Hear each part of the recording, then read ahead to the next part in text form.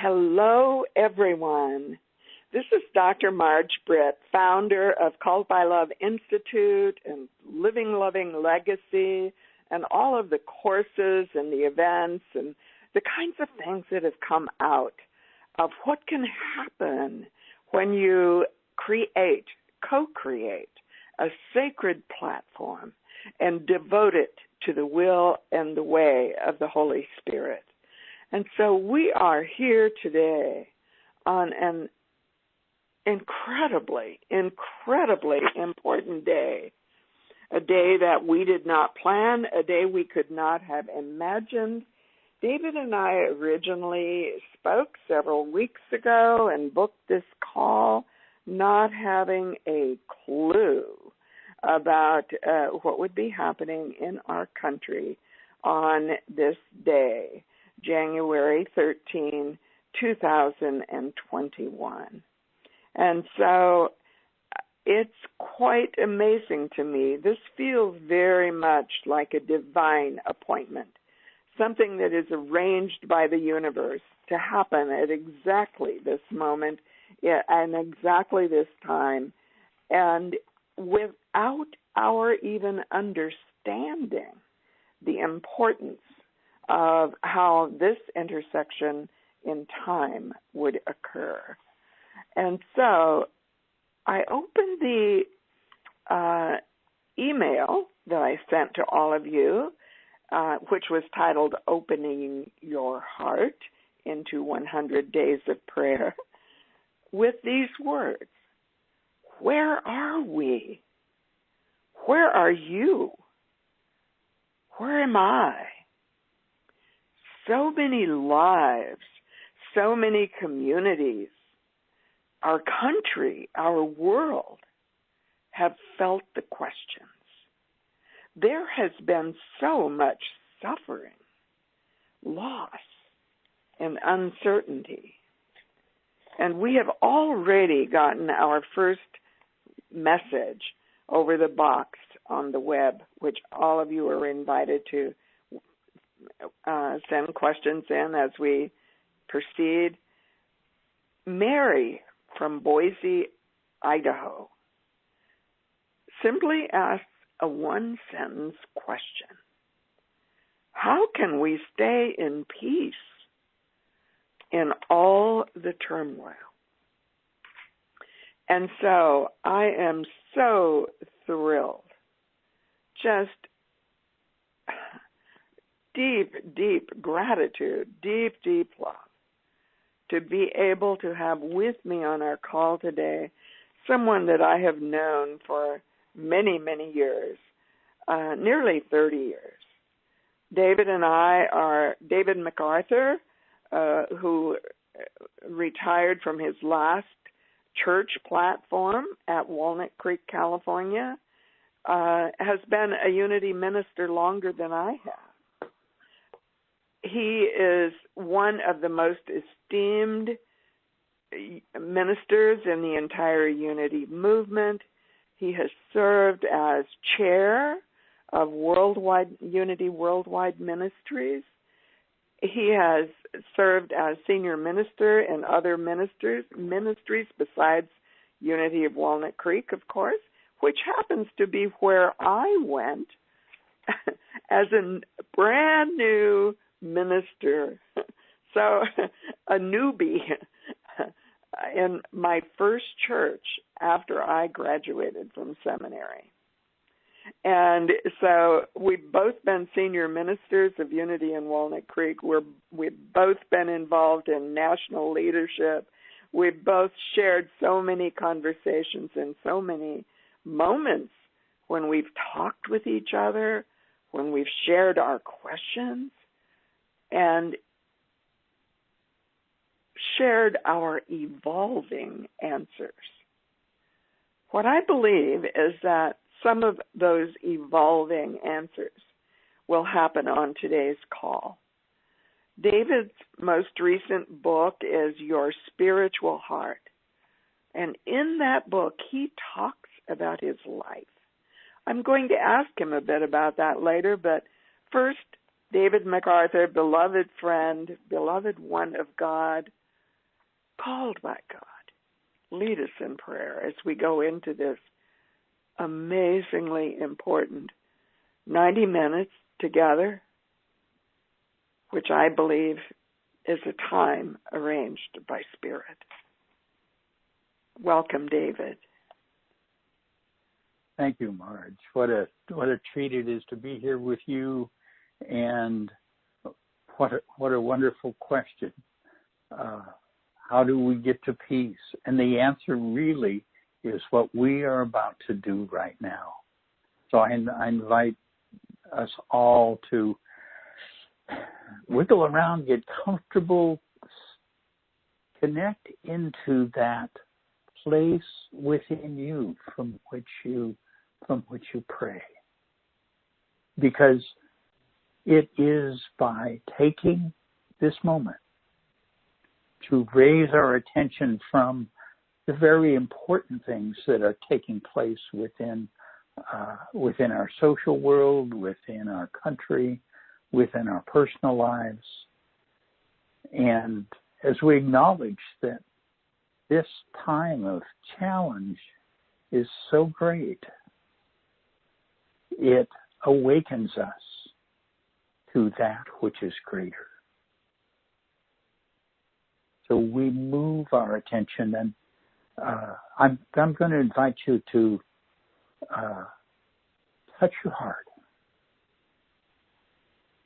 as we move our attention from our brain and all the busy thoughts and questions that are taking place there as it tries to understand what is going on. And just gently bring our attention into our heart.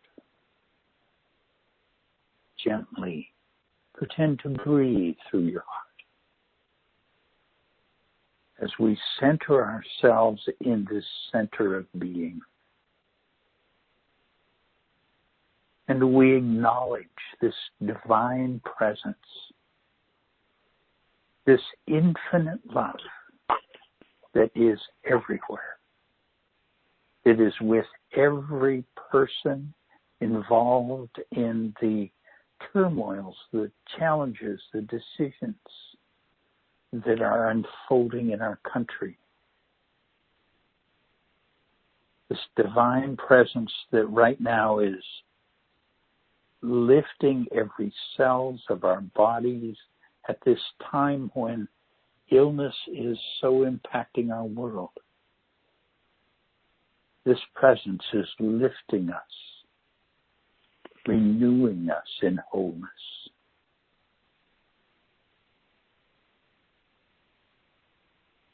And one of the ways that we open to experience this beloved presence is through the power of feeling appreciation. And let's just begin now appreciating these people who have joined us, these beautiful beings of light and wisdom and love who have come here to focus on that which brings healing, that which is wholeness, that which creates transformation. And so we appreciate each one here. And my heart is so grateful for Marge's presence, for her amazing light in this world. I know it has touched you all as it has me. Thank you, God, for your light that shines so beautifully through her.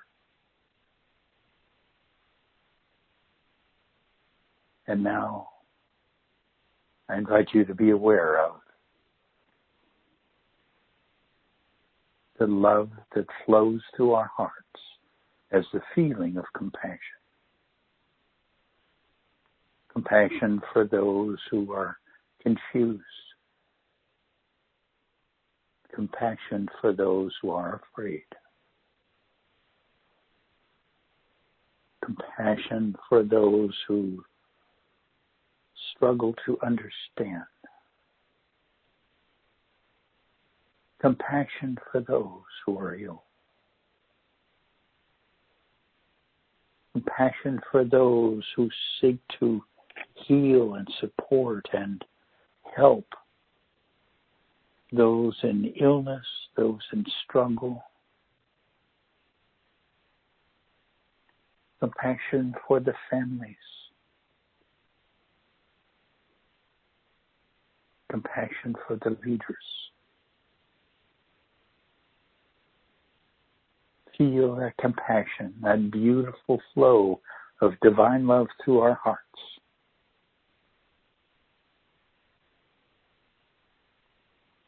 For in this love we are lifted.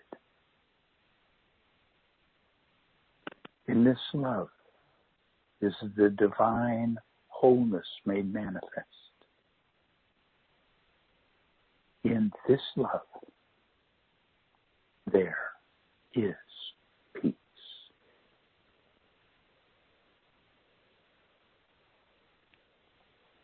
For a moment, simply breathe that love.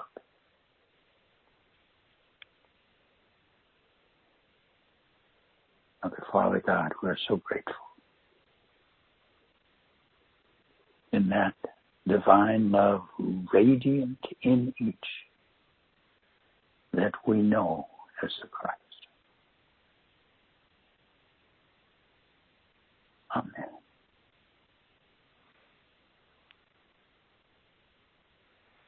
Oh, that's so beautiful, David.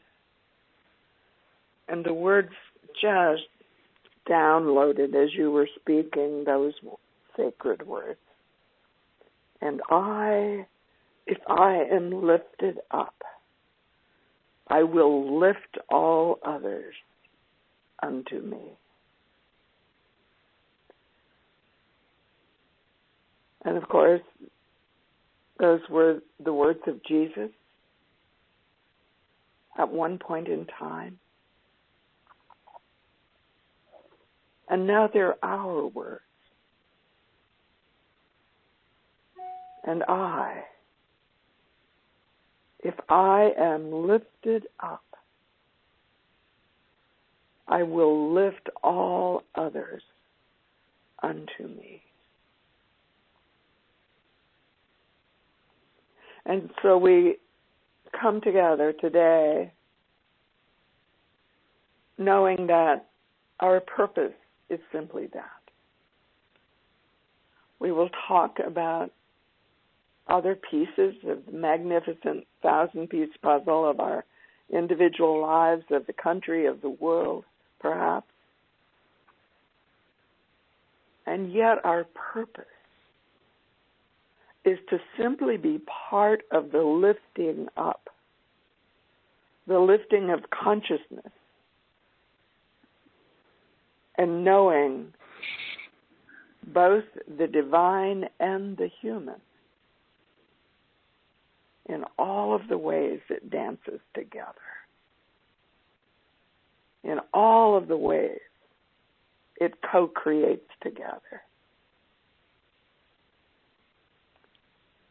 And so, David, before we jump into me asking you some of the hard questions that I'm sure a lot of the people on the call are waiting to hear your responses to, let me just talk a little bit about some of the things I recognize in your background as part of your own process of being lifted up. And my guess is that it began, as it did in my life, rather unconsciously. You never thought about the fact that you would be called by God or be a minister or any of those kinds of things. In fact, it was forbidden in the church of my childhood because I was a woman. But you've had a passion, somehow, some way, for a very powerful spiritual path. And, some of the words that I identify as I simply glance over the reminder email that went out to everyone, I think, on the call. If you didn't get it, you can click on one of the pictures for the call and you'll see it. It'll automatically come up. David, you've been an attorney. You've been an assistant attorney general for the state of New Mexico. What an honor. You worked with the environment and other kinds of really important consumer issues. And yet, something in your life took you to another kind of experience where you got more involved in spiritual study and ministry, and you explored many spiritual and religious paths and searched for the understanding of the heart and of love and of wisdom. And you became a minister and a teacher with individuals and groups of people, working in personal transformation.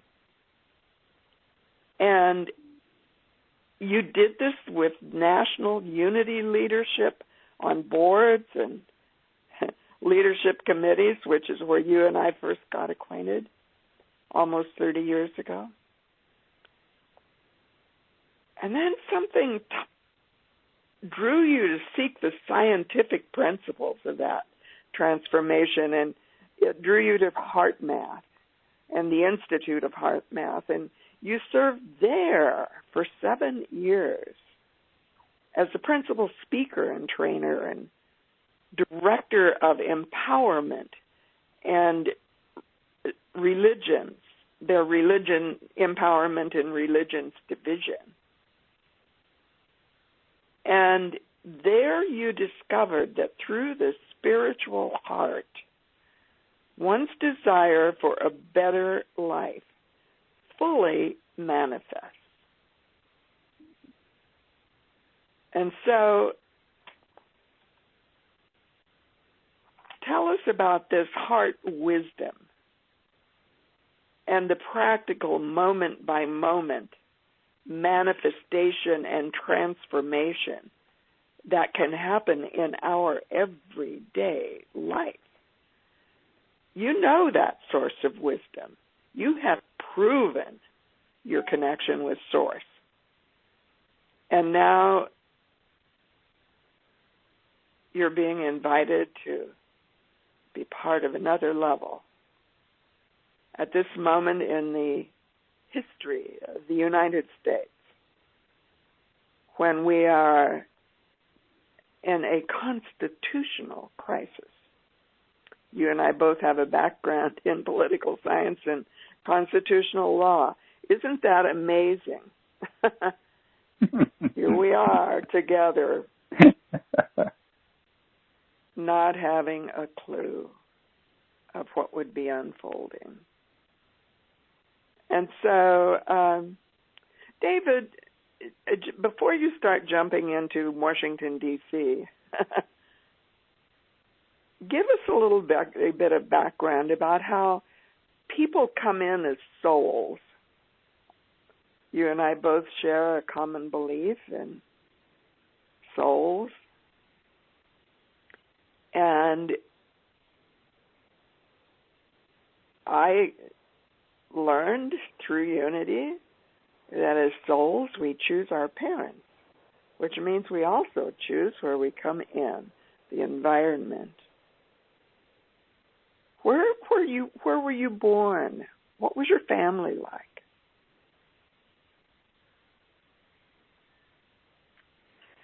Well, Marge, the truth is the family and that entering in, I think each of us finds to be so important. If we could remember back into that moment before we said, okay, I'm going to do it. I'm going to this infinite spiritual journey on. I'm going to check out the third dimension. I'm going to get into one of those bodies and experience humanness. And in doing so, there would be a tremendous learning before us. And as you talked about my history and my path, part of it is really a series of learning events for this soul that I am, about the experience of how we create, how we experience these amazing spiritual laws and bring forth a manifest world and a greater consciousness. So that jumping in, there was a particular challenge I want to point out, because I think we are at the point of seeking to overcome that challenge. And the challenge is this, that in entering into the physical body, the mechanism that this body uses to interpret the third dimension, the world around us, is the brain. And it's this amazing instrument that we use to identify what's out there, to study, to break into pieces and put back together so we can understand not just the beauty of the tree, but the chemistry of the tree. And so we have this amazing instrument, but the challenge is that it does not give us access to the awareness and the wisdom that we had as that evolving soul before we entered in. That actually takes a change in our focus, the ability to connect with our spiritual self and our spiritual wisdom rather than our physical self and the intelligence that offers. And it's this ability to make that shift from my brain interpreting the world and analyzing it. We're in the middle of a great change. We're trying to figure out what's going on. Our brains are going a mile a minute, as they should be. But there is another place from which understanding comes. Actually, Charles Fillmore, the co-founder of Unity, whom we so deeply appreciate, talked about the awakening of the brain of the heart. And he called it the experience of understanding the purpose of our creation. And Katie talks about spiritual understanding coming from the heart. And it's really this change from a perceptual mechanism that sees the world as external from us and analyzes that to a connection with all that is and the understanding of what is unfolding in our place within it, the beautiful experience of spiritual understanding. And I know for my life, each one of those kind of progressions, if you will, through the experience of being an attorney, I think everyone on this call recognizes it. It's through spiritual laws that we create. And so when our attention is on the third dimension, we seek to work with the laws of that realm, which are primarily mental and social. And in those, we seek to bring order. And, we're right at this moment, the Congress is debating, how do we do that? What is the order that we bring through that level of laws? And so I had the blessing of being able to explore that. But there was a part of me that understood that there was a greater level of law. And as I awakened to my spiritual self, I could see that it was creating, that we create through these universal laws, these spiritual laws. Unity talks of the law of mind action, how thoughts and feelings bring forth. But there is also a shift that takes place from the mind and its thoughts and feelings into a greater intelligence and wisdom that is our soul, our spiritual self. It's that learning how we connect back to that wisdom that we had before we came in here. How we bring that wisdom right down to the creative experience we're in. And we do that through our heart.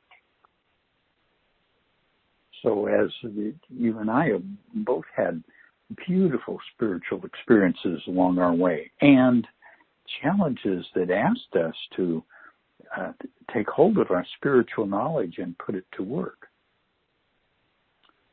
When we recognize those shifts, when our spiritual awareness, our spiritual power, our spiritual wisdom is present, what we recognize at that point is I am connected with my spiritual self.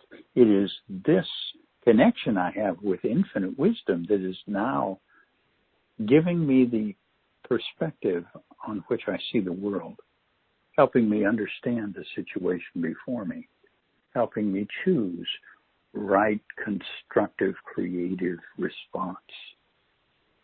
And it's this dynamic, the shift from the head to the heart, the activating of the heart, and through that activation, connecting with our spiritual hearts. We if you'll notice, not only do we have physical hearts, but in a sense,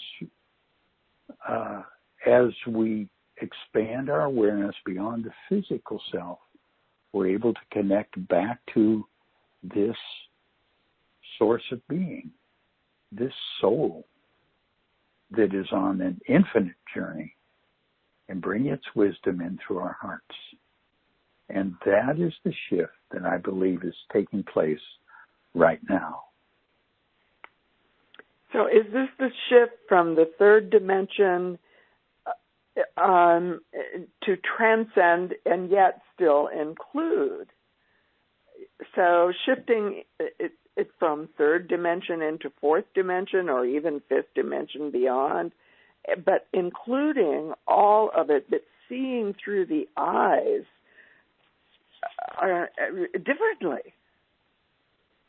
Yes, and that I love the point that you focused on there, Marge, that the shift of awareness from third dimensional awareness into fourth dimensional awareness does not exclude the third dimension. It now includes it, but from a higher level of intelligence.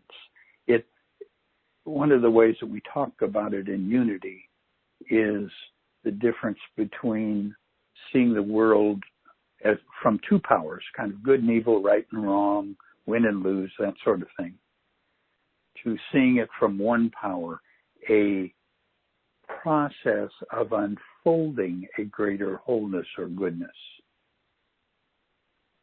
And that shift includes what's happening at the third dimension.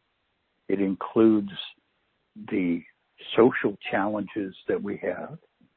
It includes the body and its healing.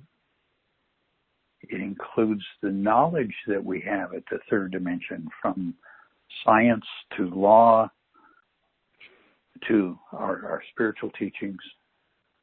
But it brings a higher perception, a higher way of looking and understanding the dynamic that's there. And so I often call this awareness with a capital A of awareness with a small a. Two different levels of awareness. But just so people won't think you and I are just blessed goody two-shoes that run around with rose-colored eyes, let's take a minute to go back a little bit to your life. I know you had what I've called a holy wound in your life, and it involved the murder of your beloved wife.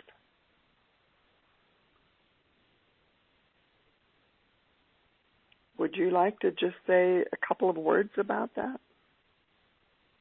Well, when you use the term holy wound, I think that's a beautiful understanding of what happens there. For, as a person, it was just extremely painful. But as a soul evolving, it placed me in a situation. I had loved, the teachings that I'd found in Unity and that I'd read in my studies as, that God is everywhere and God is absolute good, and that's what's unfolding.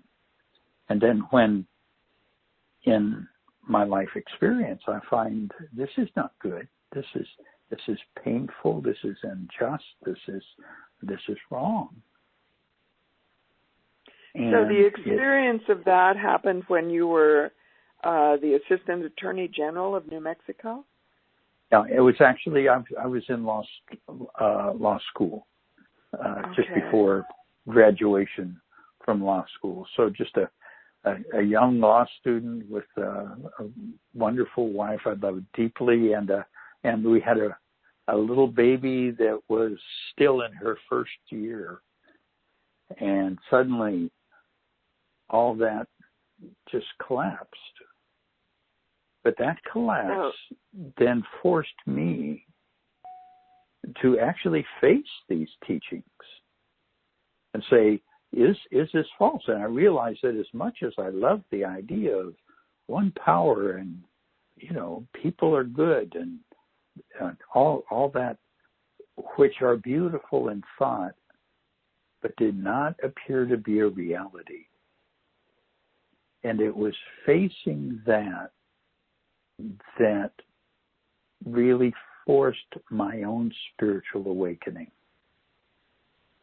And I actually was able, eventually, the truth is, Marj, it took about 2 years of prayer, of examination, of a long series of illuminations that came concerning myself, my wife, our lives, what was unfolding, for me to be able to look at that experience and realize that the very goodness and love of God was present and caring for each of us, my wife, our child, myself, every moment through that experience in which we had the opportunity to choose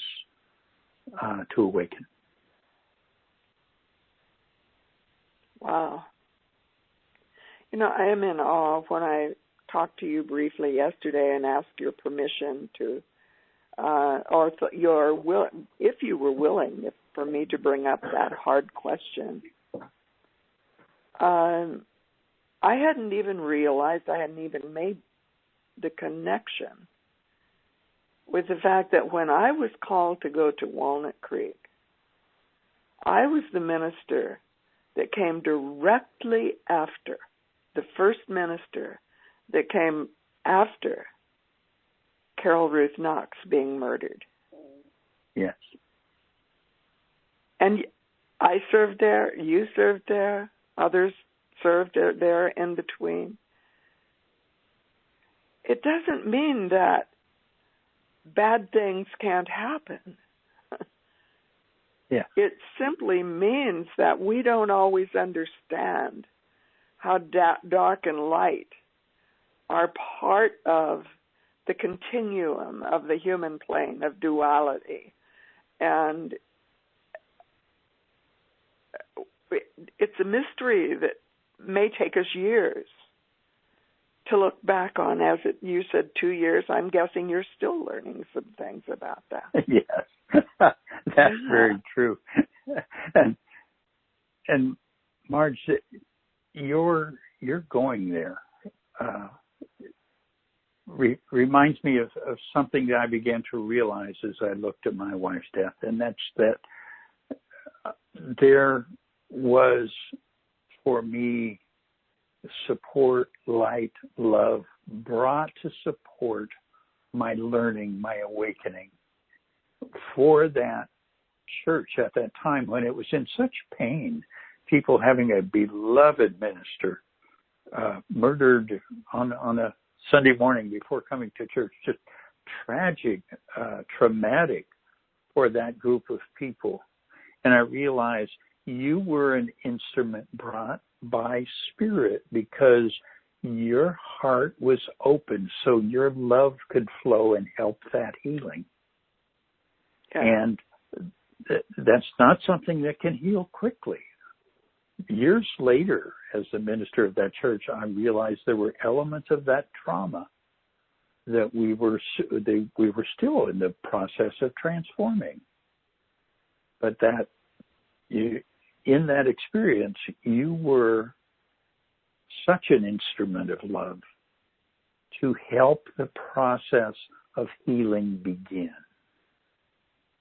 Begin. And begin. If we look at our personal lives, everyone on this call has had experiences of personal trauma, deep hurt and loss. And what we know is that the healing of that, the transforming of that place where we experienced something that does not conform with the nature of love as we understand it. That wound, what you've called the holy wound, where we must then work to bring love there and make it whole. That wound heals over time because it's not just, well, I need to get whole so I can go on. It's, I am a soul learning the nature of creation itself. And I am in the midst of a creation. And so my learning as this unfolding creative being must embrace and touch this from many, many different angles, many different places, experiences of healing that are effective and that are ineffective. Yes. It's the evolution of the soul that is what is really unfolding there. And so it's fascinating because you had that tragedy in your personal life. It was before you were in government service. I had the experience of stepping in to be part of healing in a tragedy that was part of a collective life. So It happens both individually and collectively. And the group of people that were there, that community, that group consciousness had hit a point in its growth where it was capable then of dealing with a call for a leap in consciousness. And I think that's what happened. It happened over time. Yes. But it did take place. And that's what we're in now. We're being called into a leap in consciousness, not just, oh, these things are difficult, let's get past them and get back to normal and some harmony. We're really in an awakening to an entirely new level of consciousness. So let's take a few minutes and maybe we'll move away from it and come back to it again, because I want Spirit to direct this call. I want Spirit to direct our conversation.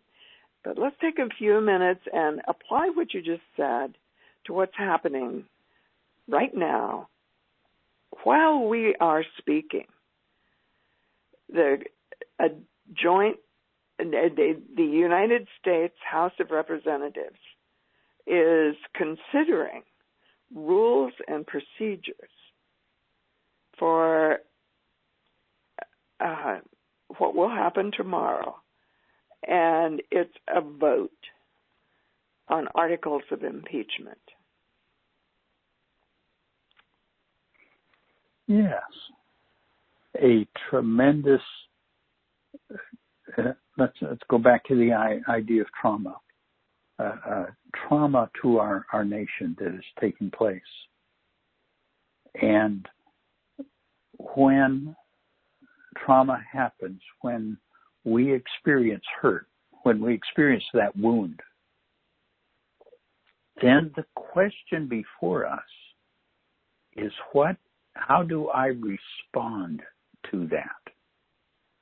And part of our natural response is, of course, our feeling world. We feel hurt. We feel violated. We feel angry. These are natural things. But let me point out that those are responses that come from the way that our brain protects us. It encodes emotional trauma, and so that becomes what people feel, and it's very, very appropriate and natural. And then the question is, what do we do? How do we respond? Because in our response is creation. That's where we are creating a new level of consciousness. One of the great gifts that Spirit gave me in my life, Marge, was that time as a lawyer where I got to realize that the cause and effect world and the choices that we make socially and we make with, if you will, man's law, those are very real and important. They correspond in our religious language to karmic law. And the choices that we make are a part of an important creation. You pointed out a little earlier that in a higher dimensional perception, we still include and embrace the third dimension. Yes. So this, in my understanding, says to me, those decisions are very important. We can look at the higher level of consciousness that is being created, but we get there by responsibly responding in the third dimension. And so I in deep appreciation as people deal with this question. What is our response to something that violates the order, the laws as they exist at that level? But for us, and I think something that it's maybe not viewed by most people, but people are still deeply involved in, is that which is creating a greater consciousness. And that's not through the Congress. That's through the response of all of us as we watch this take place. And that may be related to what I want to take time toward the end of the call to talk about, 100 days of prayer. Because yes. what I see for the people who will sign up for that series of calls, it's going to be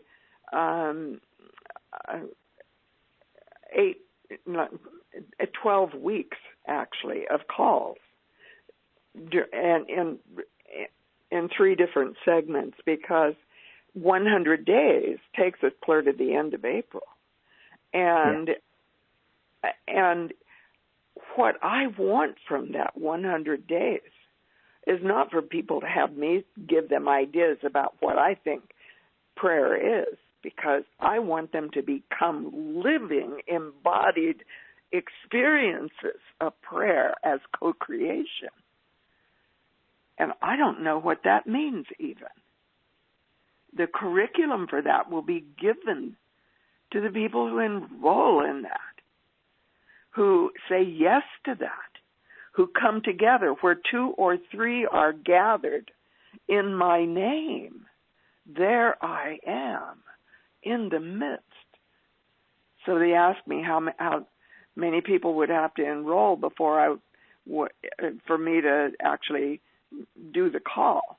And I said, 2 or 3. Oh, I love it. Marj, what a treat to watch and experience that consistent, committed expansion of spiritual energy that happens through that kind of a commitment, that kind of regular connection with, that conscious connection with this divine presence. And it doesn't come from the human mind. The human mind will support it. It will take instruction, guidance from the downloads coming from Holy Spirit. Yes. And what we have to do is listen. Yes. And as that takes place, I want to touch on something very beautiful that's happening now. There's the prayer that you will be inviting people into, which is this conscious choice to say, okay, I am really going to shift my attention to the divine. I'm going to let Spirit guide me and help me be an instrument.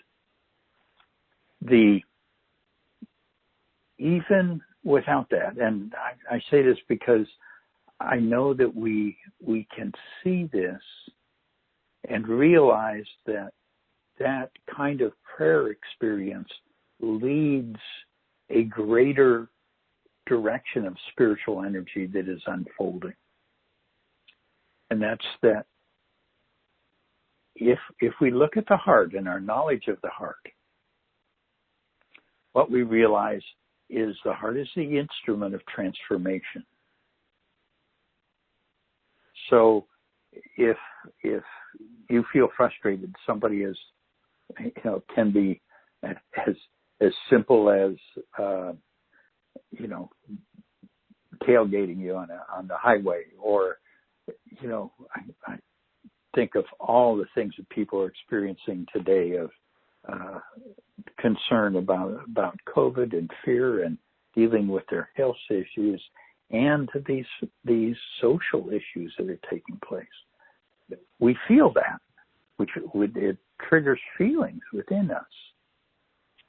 And what we know is that if that person focuses on their heart and enters into a feeling, a deep feeling that is a part of love, that their body transforms. In that transformation, they open to the influx of spiritual energy, the expansion of spiritual awareness in their being. That's what causes the shift to a higher perception. And if we look at our country right now, the feeling that I am so aware of by millions of people is the feeling of compassion. Yes, the fear is there. The anxiety is there. But as we watch pictures, we're concerned about I think of the storming of the Capitol, the feeling, concern for the police, concern for our legislators, concern for the people that work there. We feel that compassion. We see the ambulances going to a hospital. The hospital workers were concerned for their well-being, for the tremendous stress they're under. We feel our compassion for these people who are ill, compassion for our family as they can't do what they want. This is a deep heart feeling, a powerful, powerful feeling of love, because compassion is a part of love. That causes transformation. So just as it's transformation for the individual, it is transformation taking place in our world right now. And the beautiful experience of getting together for that 100 days of prayer is taking and bringing a leadership, a focused acceleration of that expansion of consciousness that is right now taking place. You know, Holly, who is actually an amazing coach in Northern California, in the Bay Area, actually sent in a question asking us to discuss the 100 Days of Prayer Challenge and different types of prayer. And I'll be doing that, Holly, on a following call. We'll be doing that within the next week, probably announcing it. So I'm not going to go into that detail today because I want to take advantage of every single minute with David. But David, you have several things, and I do want to mention your book, because in your book you talk about what you call a cut-through technique. And we don't have to talk about it today, but I want people to know that in David's book, there's a picture of it in the reminder email, he talks about learning cut-through. And do you want to say a couple of words at least about that?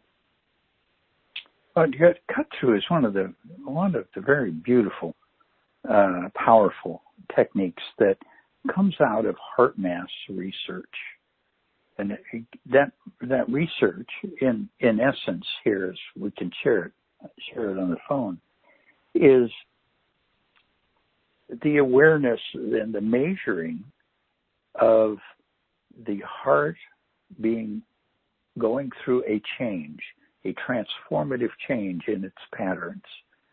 That change then it changes the brain, it changes the emotional system, it changes many patterns within the body. It changes the electromagnetic field of the heart. And in those changes, what happens is we are much more receptive to our spiritual self. It really is the spiritual self being called into active direction of our consciousness, of our body, of the mind, and of our awareness, moving us to your big A awareness. In that, because we have that spiritual energy available, we can focus it. And we can focus it for healing. We can focus it for emotional healing.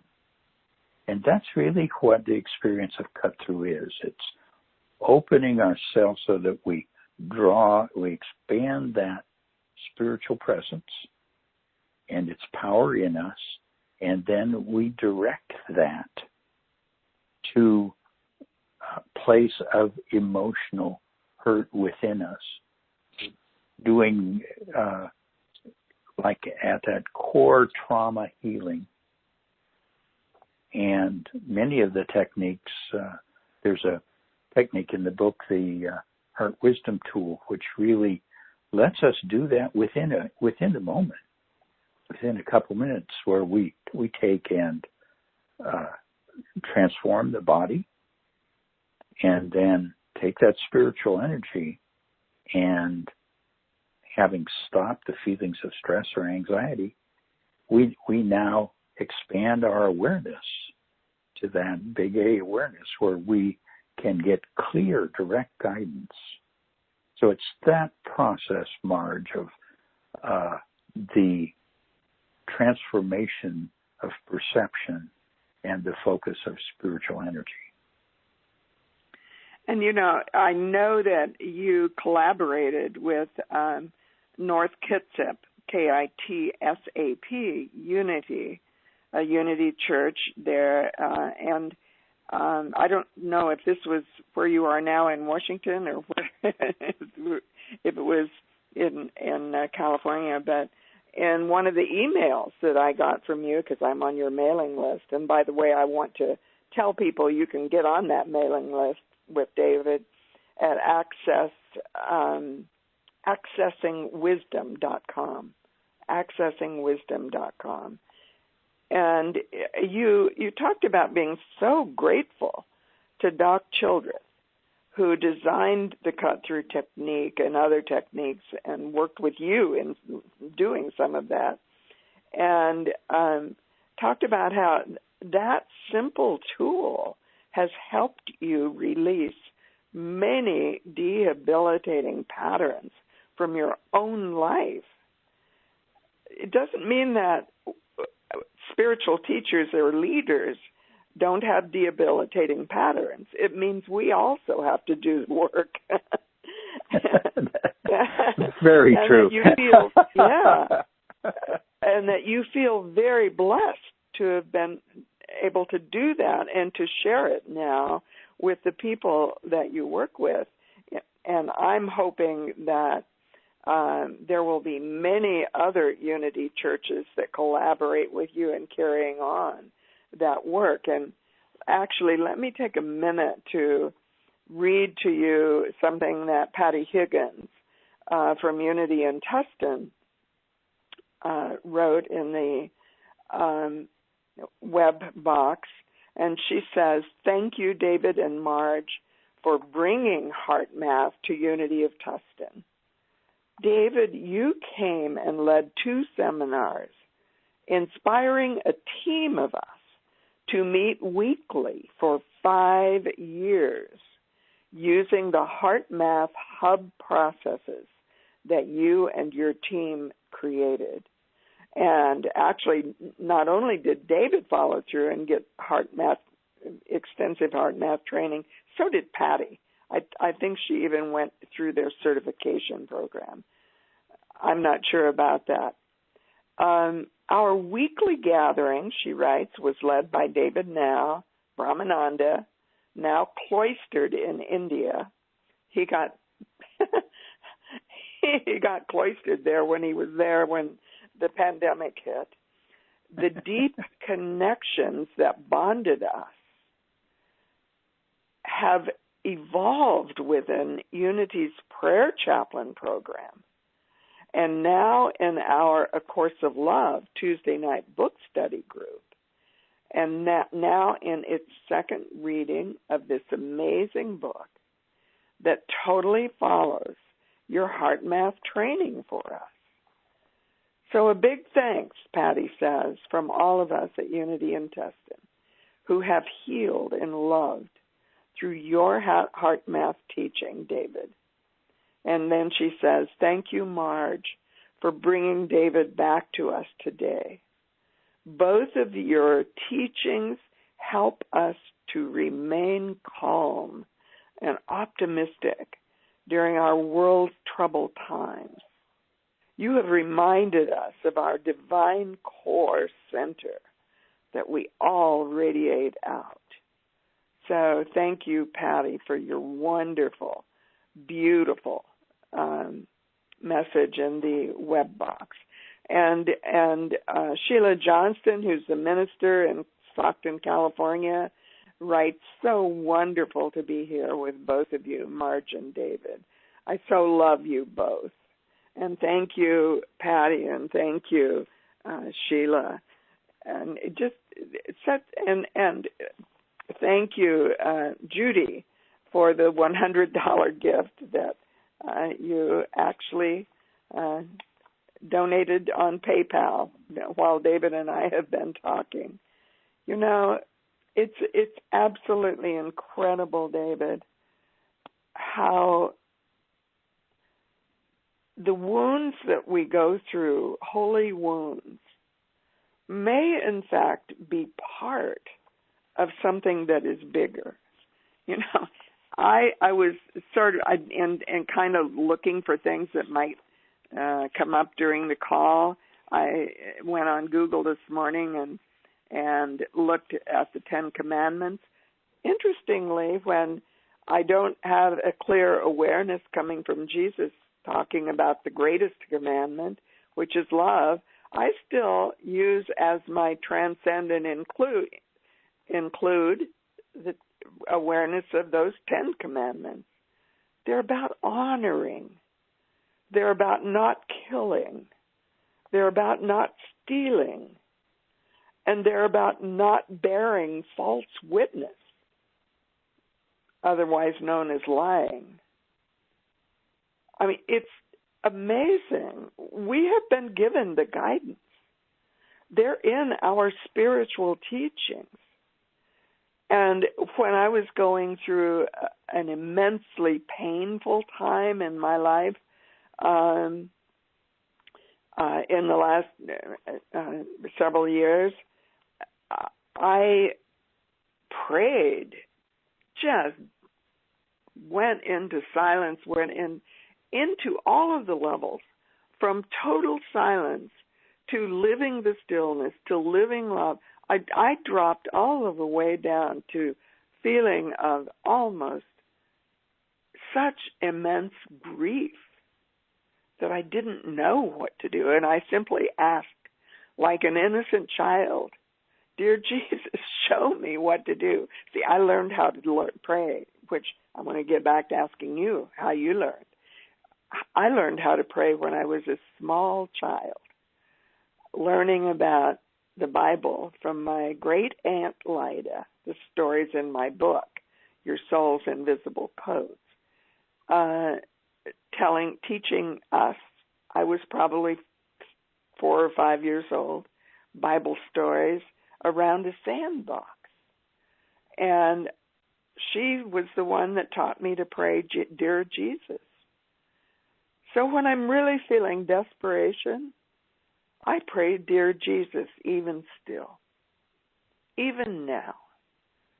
And what I know is that essence, that is Jesus, can still come through in absolute total clarity, as it did, interestingly, at a 5-day intensive at Unity Village on communication with the other side. That was done a couple of years ago by Suzanne Giesman, and Jesus came through in one of her sessions, and she channeled the words that she was getting. It's on her website. She still does weekly calls on Unity Worldwide. We are being taught how to listen to the invisible. But to go back to what I received in an answer, when I prayed, "Show me what to do. Just help me, show me what to do." I wanted to run away. I wanted to disappear. I wanted to absolutely leave. And my guidance, which was so clear, was be present in the presence, which to me meant don't leave, be present in the presence. Be present in the presence.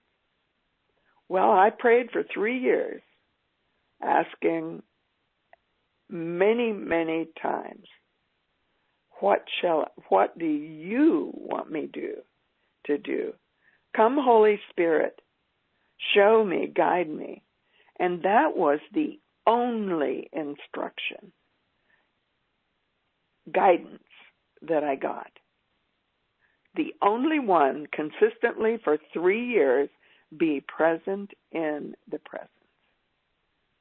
And then during this experience of COVID and the interesting experiences of suffering that have come during that, I started getting immense downloads again, which I've always gotten, visionary downloads, dreams, when I'm awakened in the night, downloads.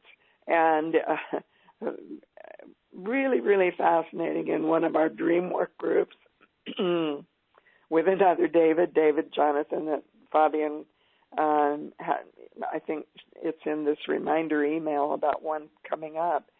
One person on that told a dream one night, this is several weeks ago, of a gathering he was in, And all of a sudden he realized that there were people in Civil War costumes, clothing, in his dream.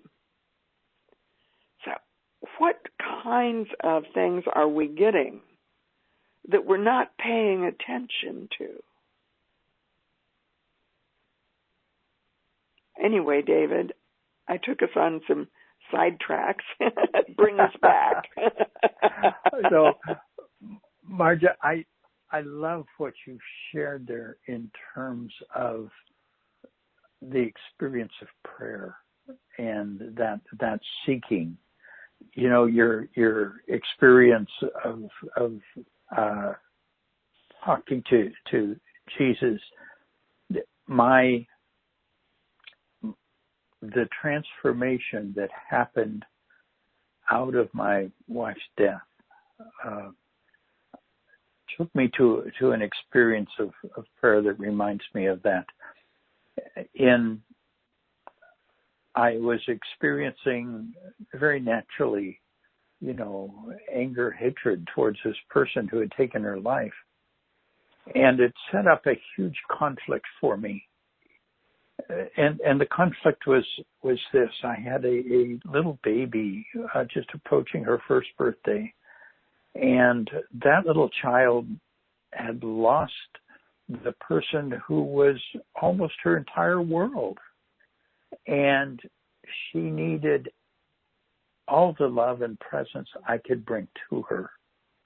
And what I realized was in the emotions of the anger, the hatred that were there for what had happened, it blocked my being the total loving presence I needed to be for her. I had no idea how to transform that, how to get around that, how to make the change so that I could be the daddy she needed. And in that conflict, one night I just asked, and was one of those desperate. I got to say, I really didn't know how to pray effectively. I had really almost no unity study at that point, and I didn't know how to do that. But out of just the sincere desire to make that change so that I could be present for her as she needed, I, from the very depths of my heart, asked. Within a week or so, I went through an experience.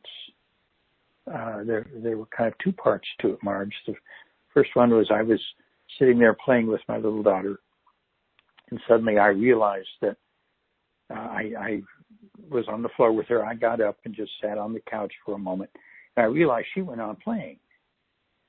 And as I watched her, there was nobody there, but she was obviously playing with her mother. And I could see her. I could see her joy. I could see her delight. I could see them reach out and touch each other, only seeing one part of that.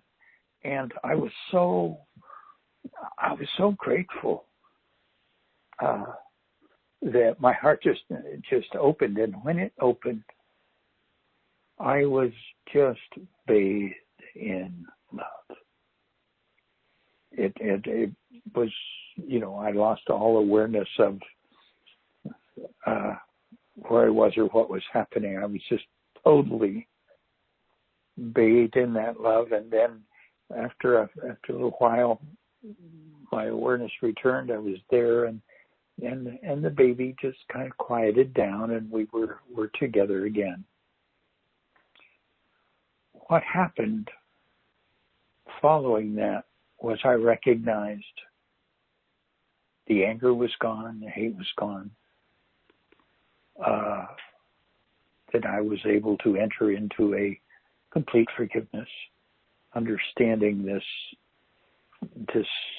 being that was simply so traumatized. They acted out their pain.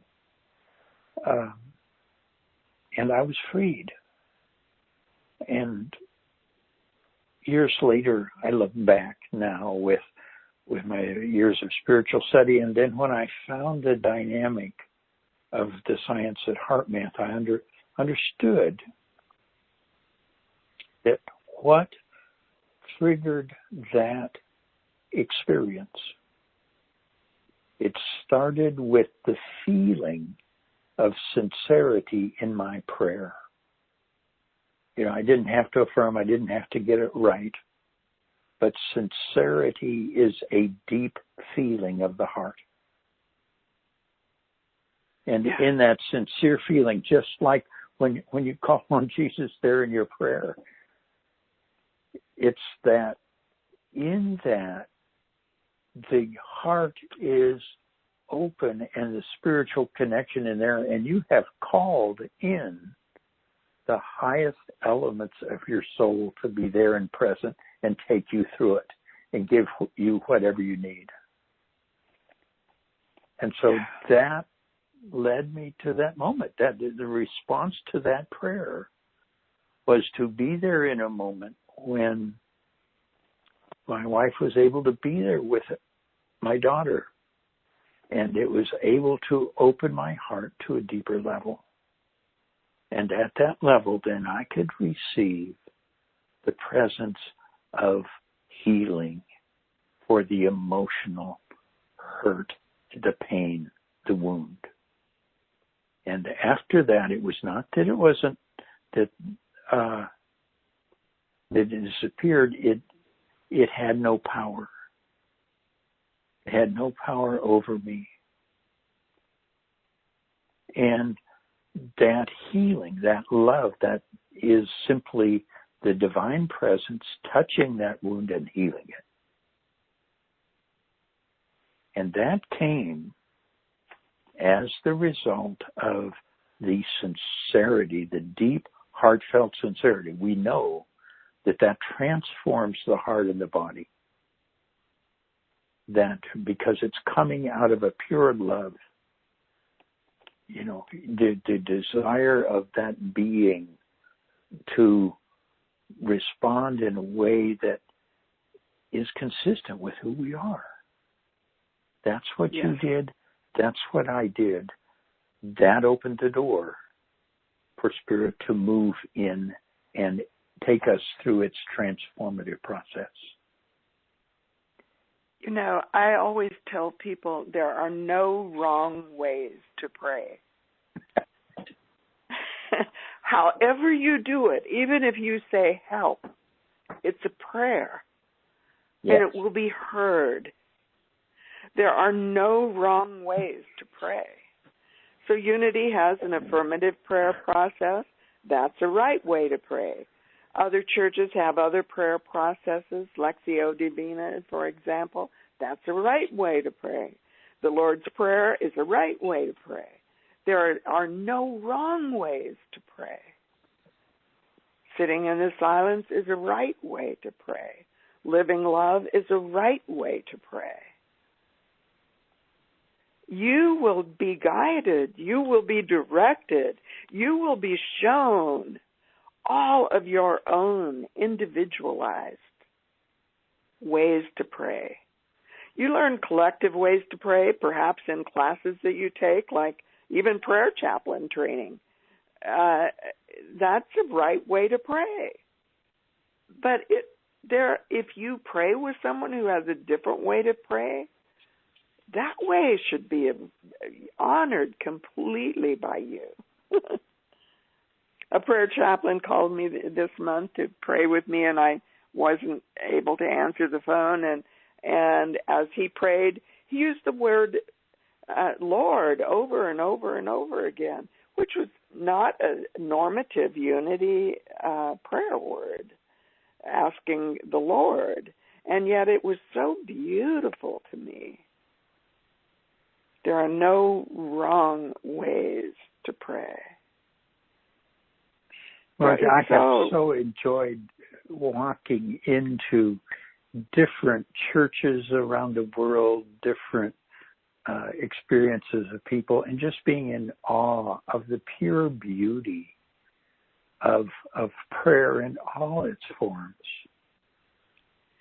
You know, what I know is I love the scripture that says, your sheep will hear your voice. And of course that referred to Jesus but that refers to all of us.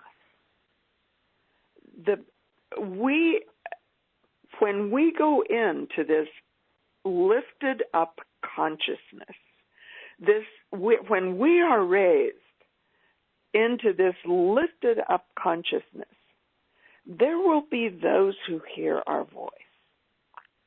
What I will guarantee you is it's not going to be about shaming people. It's not going to be about blaming people. It's going to be about honoring and loving and caring and cherishing. And, you know, one of the things that I read and printed out, which I happened to notice this morning for some reason, it always happens these ways, is something from Kabir. All day and night, my whole being gazes only at you. Why would I need to lower my eyes when in everything I see only you? Listen, friend. I live in my beloved. My beloved lives in me. I cannot tell apart the beloved and myself. I don't know any longer if it's the soul that lives in me or him. Now, the person who wrote this was a man, and he wrote him and capitalized it. I get lost in that word, so I marked it out on my piece of paper and rewrote the very last line. I don't know any longer if it's the soul that lives in me or my beloved or you as his beloved. So, David, I want you to know that this time this morning, for me, over and over and over again, you have been my beloved. You have guided me. You have given me words of inspiration. You have brought so much awareness. You've been so transparent and so vulnerable. And yet you've been this magnificent being, speaking such high words of truth. So I just want you to know how profoundly beautiful that has been. And Marj, I want to acknowledge something here, and particularly because I know some of the people on this call are people that may have had the same experience that I have had. And that is that you, my friend, have been my mystical touchstone. Your constant expansion of awareness and expression of that I have such an orientation towards the practical. I want to make it work. I want to know how it works. That's why I end up dealing with the science and all that.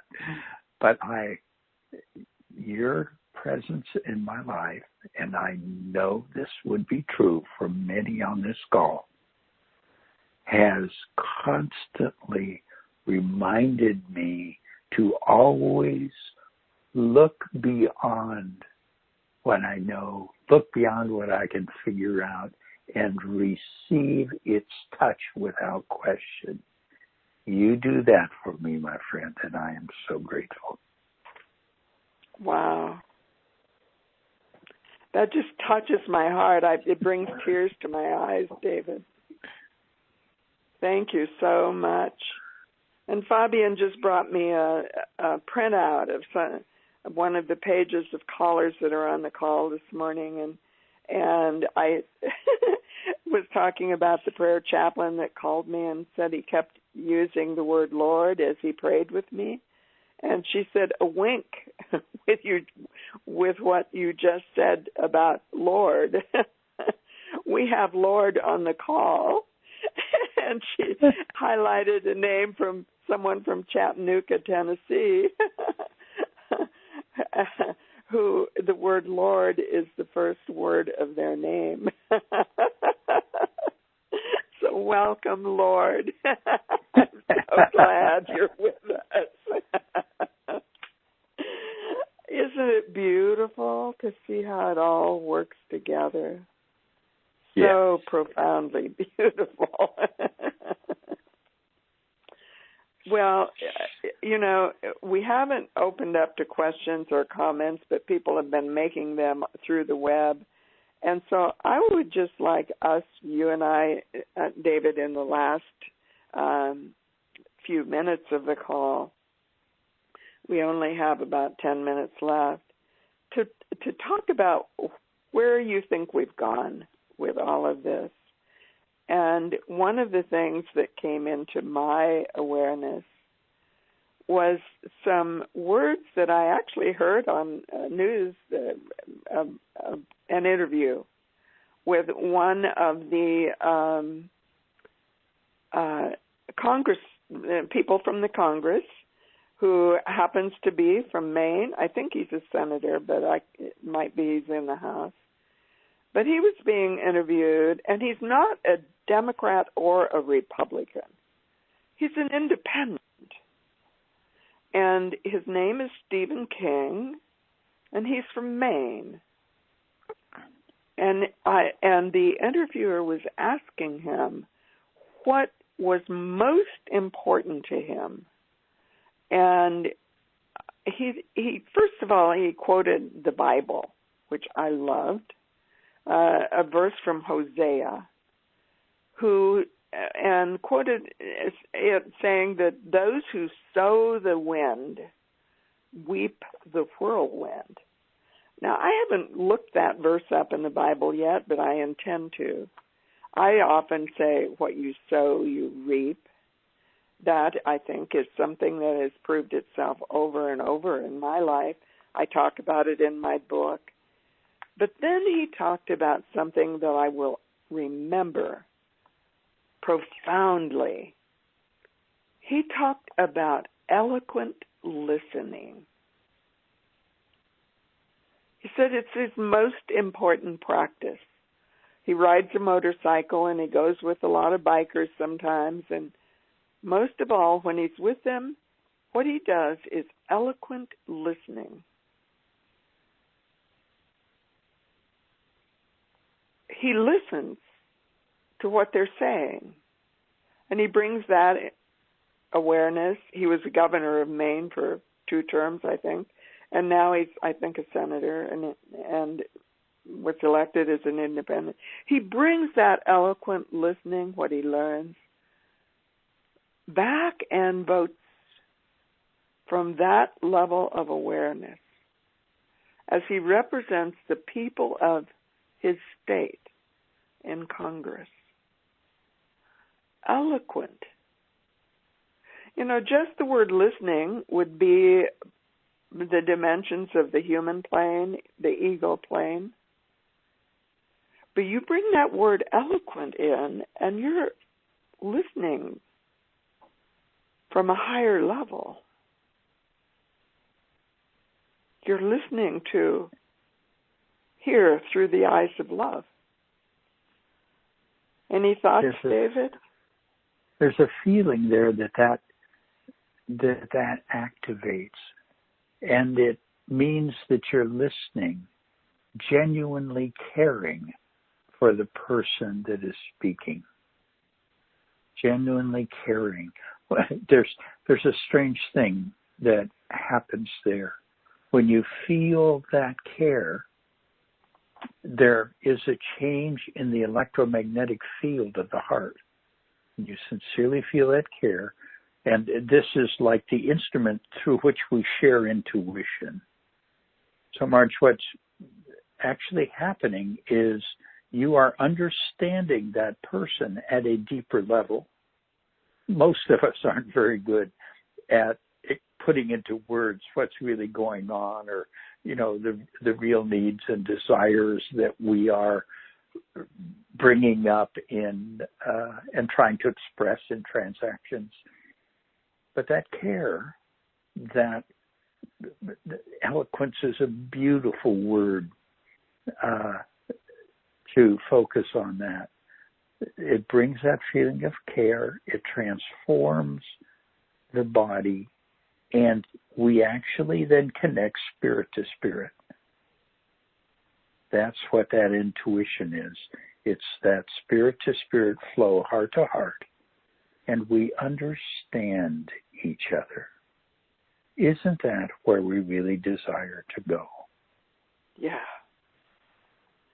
You know, I listened to a call of Sister Joan, I don't know how to pronounce her last name, Chitttister, and she's written a book about uncommon courage. And the words I wrote down in listening to that call was what people yearn for. To be seen, to be felt, to be heard, to be known, to be sensed. And maybe that is the kind of uncommon courage that we can experience as we ask, what am I called to next? Such a beautiful, beautiful thing. And I'm thinking of the person who actually mows my lawn and takes care of my bushes and trees and things. And he's a retired head of the post office. And he is I think, I've never quite asked him directly, I think he's a fundamentalist Christian. Because when a friend of his was going on vacation who was cutting my lawn, he asked Brad if he would be willing to fill in with him while he was gone, and Brad said yes. Well, now Brad is one of the people that I talk to and listen to. Brad told me at that time, he said, I do this, and I pay him, but he said, I have someone I pay to mow my own yard. I come over here and I mow yours because I'm doing it for God. He does it because he knows I'm a minister. Mm-hmm. And we talk about God occasionally, and so I asked him how he was feeling about everything just this week, and he said, you know, when I was a manager at the post office in Brea, he said the head of that post office used to have a big fight going on with someone that was writing articles in a Fullerton reporter, and they just took each other on, fist to fist. And he said, one time I was in a coffee shop and saw him, this reporter, and I went over and I said, you know, I don't quite understand what you do. And he said, oh, Brad, it's just journalistic sensationalism. And I thought, oh, he said, that's how you get people's attention, journalistic sensationalism.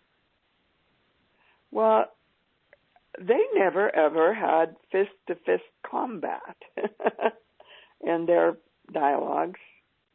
There was always eloquent listening. What a difference. Yes, it's almost like it's the time for spiritual transformationalism. Yeah. Sending out our love, sending out our prayer, our listening with eloquence, with care, with compassion to all that's going on. Well, and I think we're in a period of time where the phoenix is rising from the ashes. And that is a symbol for death and rebirth. We're in a time of powerful, powerful transformation. And we're being called to a higher octave. And so I'm so grateful. And other people are expressing their gratitude to David, Claude Pinto, John Claude, who was recently given the honor of being the leader of the prayer chaplains at Unity in Tustin, writes, "Thank you, David and Marj, for a beautiful, inspirational dialogue. My heart is uplifted." Thank you, John Claude. And from Sheila Johnson, the minister in Stockton, "This call has been amazing. Thank you, Marj and David. Two hearts so full of love, touching our hearts and bringing tears to my eyes." So thank you, David. What a joy to be with you, Marj. Just beautiful. And we always end our calls in a very special way. Before we do that, I invite you to consider giving a donation, a love offering to Called by Love. We run on a bare minimum of resources.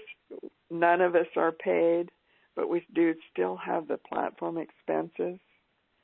So thank you so much for being aware of that. And we always end our calls with something that has been part of my love song for God from the time I was a teenager. It's called Dream of Love, written by Franz Liszt, Liebestrom.